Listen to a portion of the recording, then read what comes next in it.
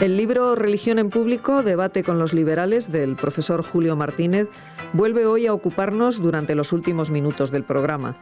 La presencia pública de la religión es abordada en este trabajo desde la tradición liberal, que desde el siglo XVII llega hasta el presente con autores como el norteamericano John Rawls. Nos acompañan hoy de nuevo en Sin Distancias para hablar de la religión en lo público Julio Martínez, que es profesor de Teología Moral en la Universidad Pontificia de Comillas, y Antonio García Santes Mases, que es catedrático de Filosofía Política en la UNED.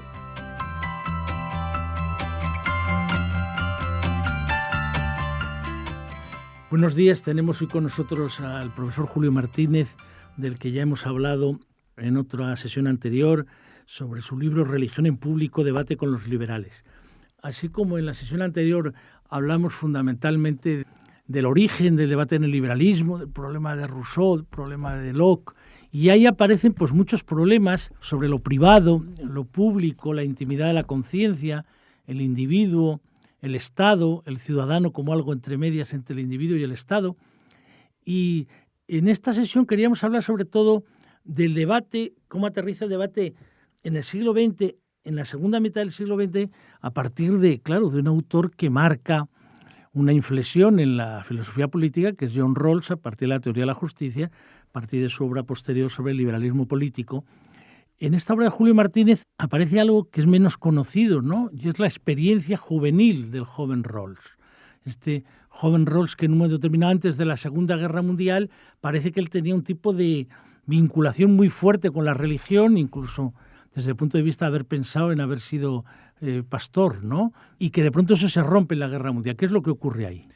Sí, bueno, esto lo conocimos hace pocos años y la verdad es que se ha convertido en una clave hermenéutica interesante para ver también pues, la posición de Rawls en torno a la religión y la evolución, como en mi caso, pues que la hemos estudiado exhaustivamente, de todos sus escritos sobre esta materia.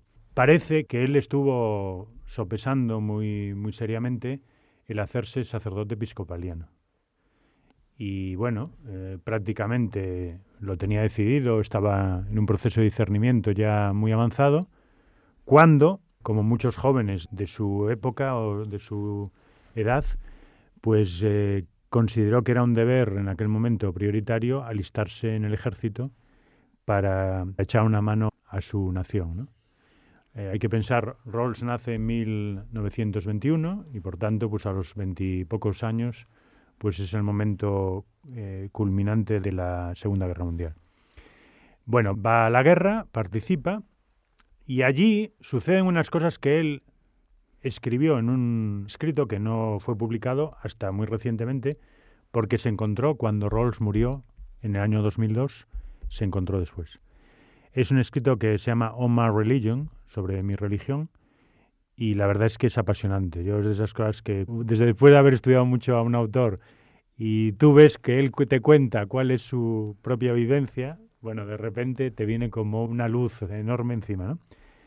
Él dice que la guerra supuso para él una crisis existencial de tal calibre que sus creencias religiosas no quedaron alteradas en lo que es la base, diríamos, de la fe en la existencia de Dios, pero sí en lo que era su relevancia para poder entenderse él como un ciudadano y una persona activa en la sociedad que quisiera desde su religión pues configurar su identidad también pública. Vamos a decirlo así, no lo dice exactamente.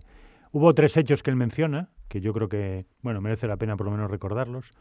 Uno fue una homilía de un diácono ante lo que les estaba pasando cuando su compañía se disponía a entrar en batalla.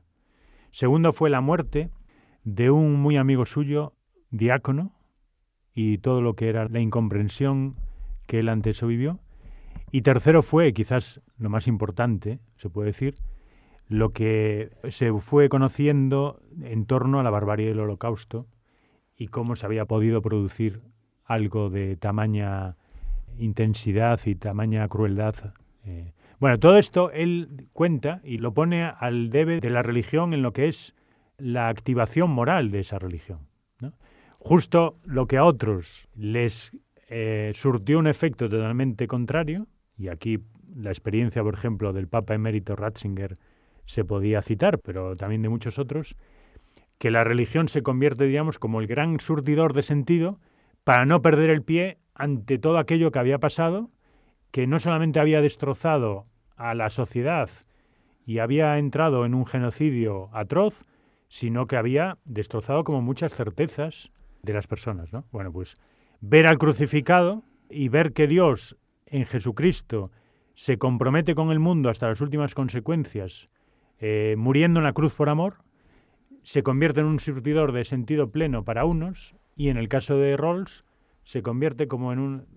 Por ahí no puedo ir desde el punto de vista de mi compromiso social, por así decirlo, ¿no? Sí, porque es interesante que en el planteamiento que tú haces, que comentábamos el otro día, de la libertad de los antiguos, la libertad de los modernos, pues planteando la perspectiva rusoniana más vinculada a la libertad de los antiguos, la perspectiva de Locke, libertad de los modernos, haces una reconstrucción también de cómo entiende Habermas todo el tema de la opinión pública, la historia de la opinión pública, y claro, es que me venía a la cabeza por lo del Holocausto y una autora como Hannah Arendt, que por ejemplo ella, por la experiencia que le da, es la experiencia de que precisamente qué tipo de idea de virtud, de democracia, de ciudadanía hay que reconstruir, que no puede quedarse puramente en la libertad de los modernos de cara a cómo tiene que ser esa ciudadanía activa.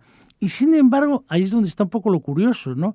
Cuando llega Rawls, el impacto de Rawls, teoría de la justicia, era como un esfuerzo de salir completamente del debate coyuntural, contemporáneo, a lo Hannah Arendt de interpretación del siglo XX, a lo Bobbio de interpretación también de la cultura de la resistencia, a lo Lasky, que tú también citas al hablar del liberalismo. Es otro planteamiento, es un planteamiento de intentar ir a un planteamiento también alejado de la ciencia política, un planteamiento normativo, pero no normativo a lo Leo Strauss, sino normativo en el sentido de recuperar el contractualismo. Y ahí es donde tiene gran interés cómo vas tú viendo las piezas, porque todo lo que en ti es preocupación sobre cuál es el lugar del individuo, del Estado, de la ciudadanía, es decir, de alguna forma yo veo en el libro como un debate muy frontal con esta idea de Rawls de separar tajantemente la teoría de la justicia, la teoría del bien, la teoría de la felicidad. Entonces decir, bueno, ¿a dónde nos puede conducir esa idea que en Rawls está efectivamente sobre todo en el de la teoría de la justicia enormemente presente? Es decir, ¿qué tipo de teoría procedimental de la justicia? ¿Cómo podemos argumentar como razón pública la idea de prescindir ahí de los elementos religiosos y dejarlos más bien para la intimidad de la conciencia? En tu obra parece una rebelión continua contra este presupuesto. Sí, es una rebelión, pero al mismo tiempo una rebelión desde un gran aprecio por todo un pensamiento que es el pensamiento liberal, pero en particular el pensamiento liberal tal como Rawls lo hace.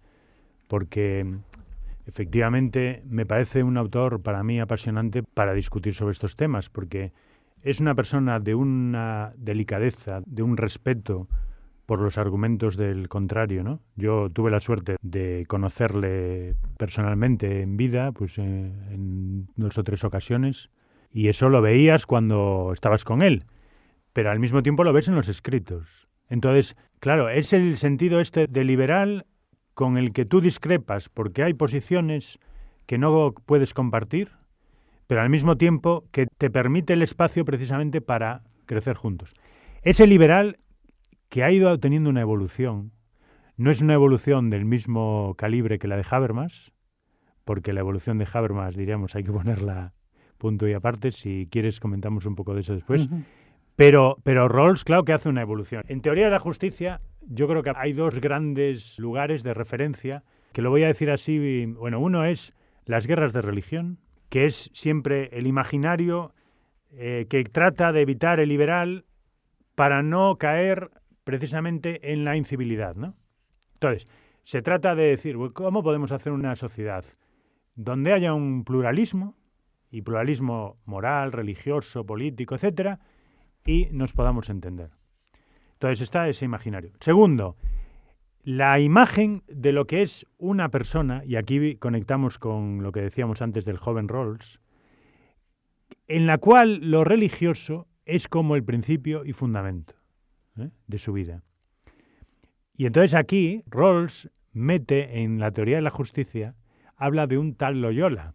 Sí, hay un momento que lo cita. Y el tal Loyola es precisamente San Ignacio de Loyola, que evidentemente para mí es muy importante porque soy jesuita. Y entonces Rawls pone al tal Loyola como ejemplo de antiliberalismo y de una persona que va a caer en la incivilidad. ¿Por qué? Porque entiende su vida desde una centralidad que es primero Dios y las cosas se organizan desde ahí. Esto es muy importante, el cambio que Rawls tiene en su juventud, porque de un Rawls que veía lo religioso como una fuente de sentido y de compromiso social, pasa a ser un Rawls que dice, la religión puede ser muy importante como un estabilizador de la conciencia o de las emociones, pero que salga fuera de la vida pública. Bueno, el tal Loyola diría, no hago que nadie quede colonizado por mi propia idea del bien y de la felicidad donde está Dios. Pero yo tampoco renuncio ni puedo renunciar a organizar mi vida desde ahí. Yo vivo en una tradición que es de siglos, donde la libertad de la persona es fundamental, pero esa libertad no la entendemos si no es desde la centralidad de Dios. Y para mí la centralidad de Dios no me quita un ápice de libertad humana. Al revés, es la que al final sí que me la garantiza, de verdad. Pero digamos que el aterrizaje sería, podía haber una centralidad de Dios, como tú dices, pero reducido a la intimidad de la conciencia, es decir, una especie de cristianismo frente al catolicismo, digamos, romano, frente un poco a la perspectiva, de alguna forma, de Locke, la perspectiva, aunque ya vimos el otro día las matizaciones con lo del contexto británico y tal. Pero, de alguna forma, el debate en la sociedad norteamericana, a partir de un determinado momento, Rawls efectivamente queda como un elemento teórico desde el punto de vista normativo. Pero claro, el debate, aunque la obra aparece en el 71, el debate que se ha dado en los años 60 es un debate, por un lado, digamos en el sentido de Harvey Cox, de cuál es la sociedad industrial, cuál es el lugar de la religión, eso que le impresionó tanto a Aranguren de aquellos años en Estados Unidos, de cómo eran las nuevas formas de religión que él veía, pero a la vez la reacción conservadora, que por ejemplo Daniel Bell y otros. Entonces la religión estaba completamente en la plaza pública, tanto en la perspectiva de nuevos movimientos de reencantamiento como en las perspectivas de una inflexión neoconservadora que va a configurar pues, parte del debate posterior. Entonces, en ese sentido, una cosa que me ha interesado mucho del libro es ver en qué medida el planteamiento de Rawls ha influido, por ejemplo, también en los tribunales norteamericanos y en el mundo de la justicia. Es decir, no tanto en la cultura política o en la cultura pública, que ha tenido su influjo de los Huntington y a la vez de los Cox y a la vez de los Peter Berger, etcétera, pero sí en el tema de cómo afrontar jurídicamente estos problemas de hasta dónde debe llegar la ley, qué diferencia debe haber entre la ley que pueden aprobarse en un momento determinado, cuál debe ser el lugar de los tribunales. Sí, no, he sacado tantos temas que no sé si daré abasto, pero la cosa es que el año 71 es un año que conviene anotar porque aquí se producen en ese año varias cosas en las que la ética quiere salir de un secuestro, por así decirlo, emotivista, que puede ser tanto el secuestro de una filosofía analítica que se había dedicado a analizar los términos de las frases donde hablamos de compromisos morales, como de una filosofía más de tipo existencialista que había retirado, diríamos, de lo que es la justicia social, por ejemplo, las cuestiones de la ética. Entonces, aquí está Rawls, pero está también la bioética. La bioética justo, la palabra aparece por dos autores, por Hellegers y por Potter, también en este mismo año, en el 71.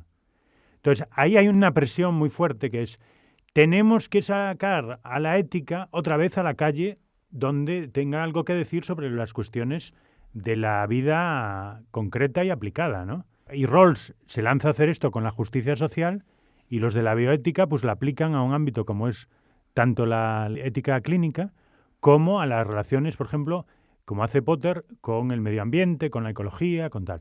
En este tiempo también está el libro, para mí importantísimo, y que pude estudiar gracias al padre Caffarena, La transformación de la filosofía de Apple.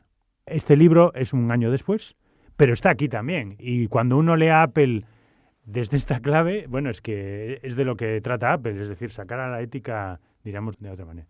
Entonces, Rawls hace este gran intento tomando la tradición contractualista y él mismo dice de Locke, de Rousseau y luego Kant con el velo de la ignorancia, pues el famoso parágrafo 40 de la teoría de la justicia. Pues.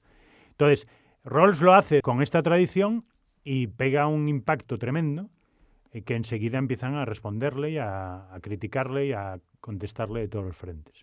Pero yo creo que aquí se ubica, porque después el neoconservadurismo hay que ponerlo en la década siguiente. Para mí, la fuerza que tiene el neoconservadurismo hay que ponerlo por lo menos 10 años después de la teoría de la justicia.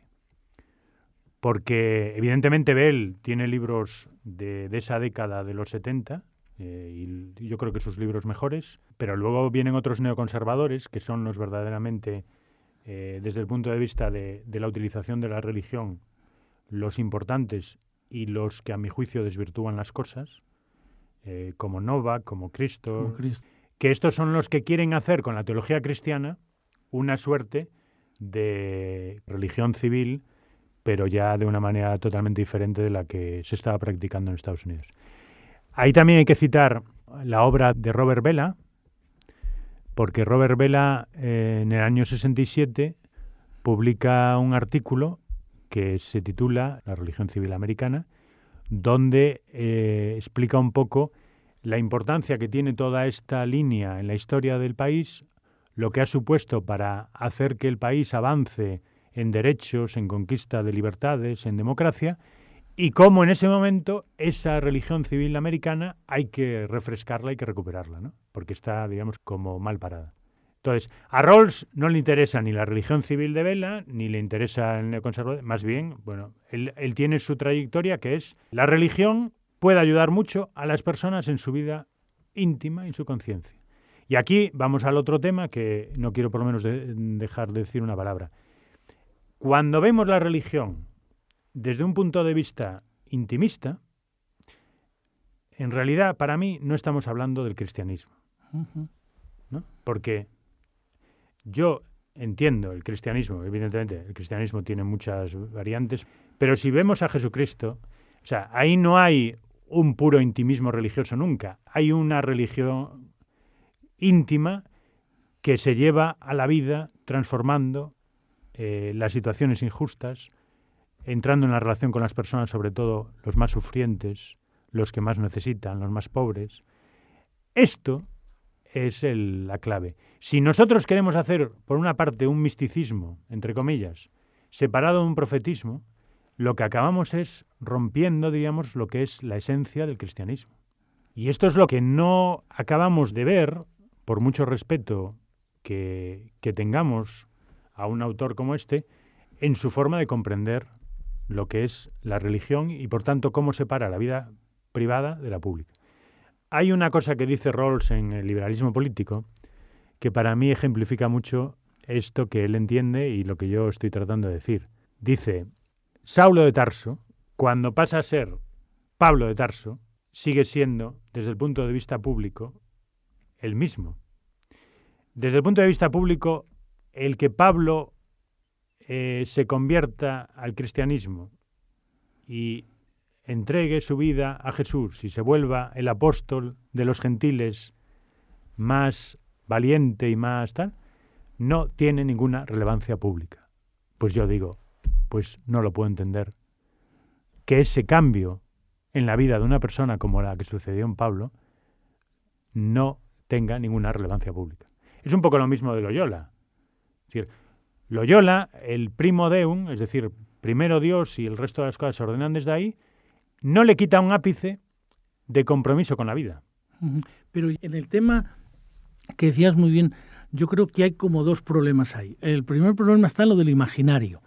Efectivamente, el imaginario de las guerras de religión llevaba a muchos a decir, bueno, vamos a distinguir completamente el estado de la intimidad de la conciencia, el peligro de los estados compitiendo cada uno por imponer la religión verdadera o creando una homogeneidad de la propia ciudadanía y expulsando, pues, un poco la reflexión en España de Fernando de los Ríos, pues siempre era esa, ¿no? La reflexión del Estado-Iglesia, lo que era la tradición de cómo los cristianos erasmistas habían sido completamente minoría, la experiencia del catolicismo, la experiencia de la contrarreforma, etc.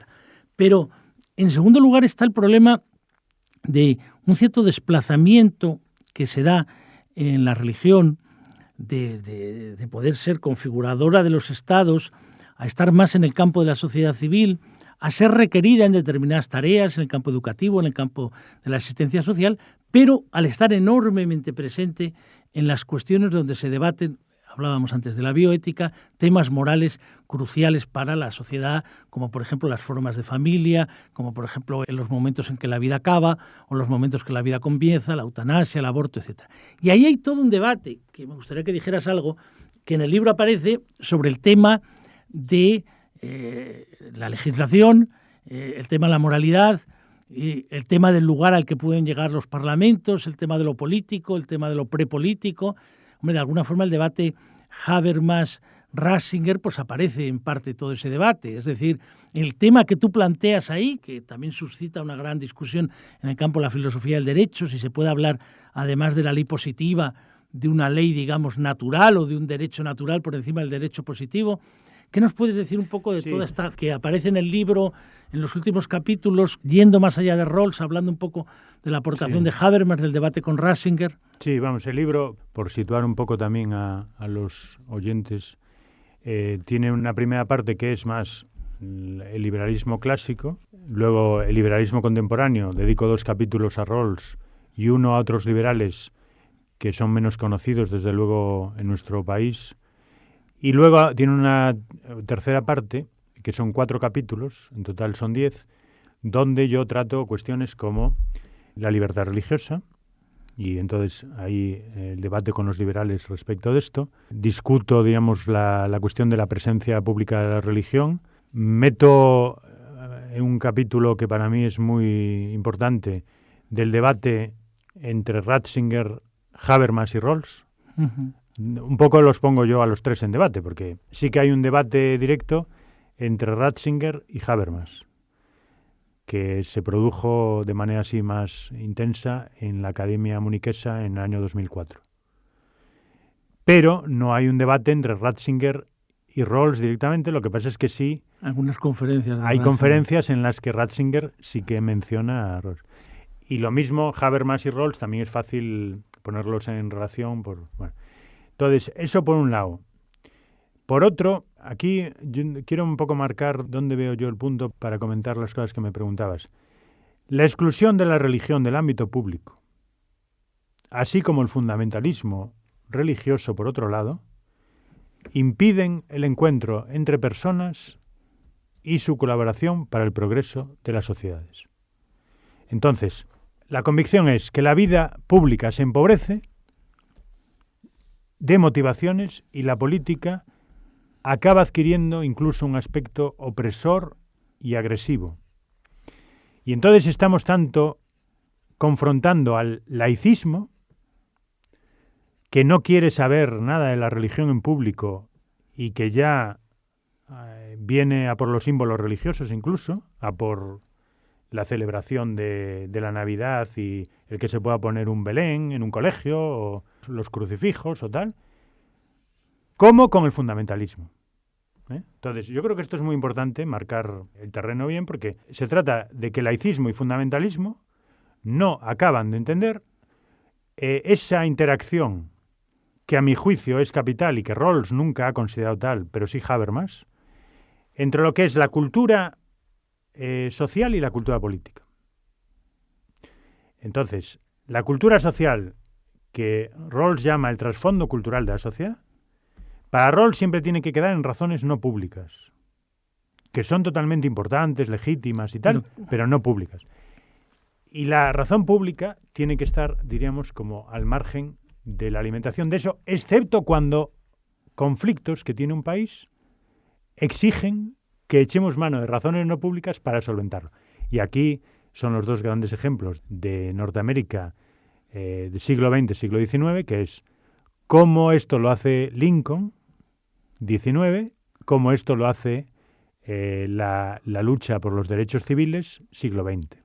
Martin Luther King. Martin ¿no? Luther King. Entonces ahí dice Rawls, ¿no? Y claro, a mí eso no me convence.